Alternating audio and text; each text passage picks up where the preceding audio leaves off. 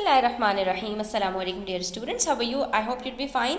This is new syllabus book D3 of your textbook और हमारे chapter number 6 coordinate geometry चल रहा है। इसकी एक्सरसाइज 6C के अंदर क्वेश्चन नंबर 9 आज हम सॉल्व करेंगे, जो इंटरमीडिएट लेवल का क्वेश्चन है। बड़ा ही सिंपल, बड़ा ही मज़े का क्वेश्चन है। वीडियो एंड तक ज़रूर देखिएगा, आपको बहुत मज़ा आएगा और बहुत कुछ सीखने को भी मिलेगा। तो क्वेश्चन के अंदर हमसे कह रहे हैं given the line x/3 + y/2 = 1। एक आपको लाइन की इक्वेशन दी हुई है जो कुछ गुड़मड़ कर दी है इन्होंने, ठीक है। वरना हमारे पास जो इक्वेशन होनी चाहिए उसकी फॉर्म होनी चाहिए y = mx + c। लेकिन चलो खैर है, हमसे कह क्या रहे हैं कि भाई हमें उसी फॉर्म में बनाने के लिए कह रहे हैं कि आप ऐसा कर दो, make y the subject of the formula x/3 + y/2 = 1। यानी ये जो इक्वेशन आपको दी हुई है ना, इसके अंदर कह रहे हैं कि भैया y को एक तरफ कर दो, बाकी सारी चीज़ें जो आपके पास हैं इसको दूसरी तरफ ले जाओ। यानी वही बात हो गई कि y = mx + c की सूरत में इसको लिखकर दिखा दो, ठीक है। उसके बाद फिर पार्ट बी में हमसे कह रहे हैं find the gradient of the line.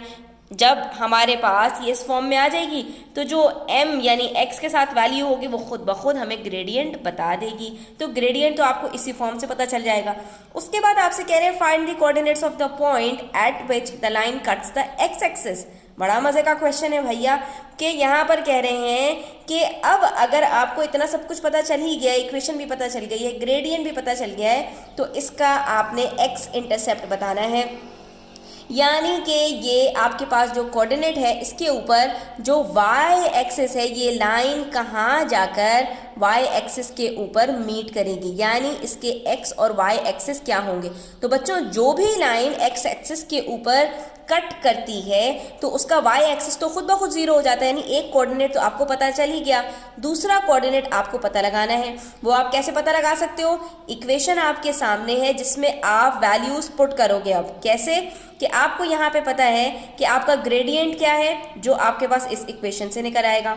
उसके बाद y की वैल्यू क्या है, x इंटरसेप्ट उसी लाइन के ऊपर y इंटरसेप्ट 0 होता है, तो y के जगह पर आप 0 लिख देंगे। उसके बाद फिर आपने अपने x की वैल्यू को कैलकुलेट कर लेना है, लेकिन इसके लिए आपके पास यहाँ पर y इंटरसेप्ट पहले से मौजूद होगा। तो ये सारी चीज़ें आपके पास मौजूद होंगी, सिर्फ x की वैल्यू आपने निकालनी होगी, तो यही इस इक्वेशन से आप निकाल लोगे, ठीक है। तो आओ इसकी हम जो है वो सोल्यूशन की तरफ बढ़ते हैं और इसका सोल्यूशन देखते हैं कि कैसे हम इस क्वेश्चन को तीनों पार्ट्स में सॉल्व करेंगे। फर्स्ट पार्ट में हमें y को सब्जेक्ट बनाना है इस फॉर्मूले का। तो इसके अंदर बच्चों हम y को सिर्फ इस तरफ रखेंगे लेफ्ट हैंड साइड पे, बाकी सारी चीज़ों को हमने राइट हैंड साइड पर भेज देना है। तो भेजने का तरीका बड़ा आसान है कि जो चीज़ें प्लस हो रही होती हैं वो उधर जाकर माइनस हो जाती हैं, और उसके बाद जो मल्टीप्लाई डिवाइड हो रही होती हैं वो दूसरी तरफ जाकर रेसिप्रोकेट कर देती हैं। यहाँ पर अभी हम देखेंगे y/2 के साथ x+3 ऐड हो रहा है, तो हम इसको उठाकर दूसरी तरफ भेजकर सबट्रैक्ट कर देंगे। तो ये हमारे पास बन जाएगा y/2 = 1 - x/3, ठीक है। अब ज़रा हम यहाँ पर LCM निकाल लेते हैं। तो 3 को हम 1 से मल्टीप्लाई करेंगे, हमारे पास आंसर आ जाएगा 3 - x/3, ठीक है। उसके बाद ये 2 है हमारे पास, तो 2 को हम उधर मल्टीप्लाई कर देंगे। अब सिर्फ इधर y बचेगा, तो यहाँ पर जब 2 मल्टीप्लाई होगा तो ये बन जाएगा 3 - x ब्रैकेट के अंदर, और यहाँ पर नीचे 3 है, 2 3s are 6 -2x/3, ठीक है। अब बच्चों यहाँ पर एक प्रॉब्लम है, y तो एक तरफ आ गया है, y सब्जेक्ट बन चुका है इस पूरी इक्वेशन का, लेकिन एक प्रॉब्लम यहाँ पर ये है कि अभी भी इस इक्वेशन हमारी जो है ये लाइन की इक्वेशन जो इस फॉर्म में होती है हमारे पास y = mx + c, उस फॉर्म में नहीं आई है। तो हम इसको उस फॉर्म में कर लेते हैं, ये भी कोई मसला नहीं है। हमने y को अपनी जगह पर ही रखना है, x की वैल्यू को हमें पहले लेकर आना है। दोनों के जो डिनोमिनेटर्स हैं उसको हम सबसे पहले स्प्लिट करेंगे, तो ये हमारे पास हो जाएगा 6/3 - 2x/3। अब आप देख सकते हैं कि थोड़ा हम करीब पहुंच रहे हैं mx + c के। अब ये जो x वाली वैल्यू है इसको हम ले आएंगे इस तरफ और 6/3 को उस तरफ ले जाएंगे।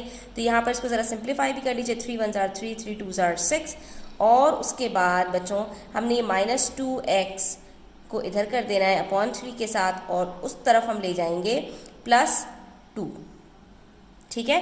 तो अब अगर आप गौर से देखोगे बच्चों, तो यहाँ पर ये हमारे पास y is equals to M X plus C की फॉर्म में हो चुकी है, जहाँ पर हमारे पास जो ग्रेडियंट है m की वैल्यू है वो -2/3 आ रहा है, और जो हमारे पास y इंटरसेप्ट c की वैल्यू है वो 2 आ रहा है। तो हमारे पास यहाँ पर बच्चों ये जो y की सब्जेक्ट के साथ इक्वेशन बनेगी वो क्या बनेगी, y is equals to -2/3x plus 2।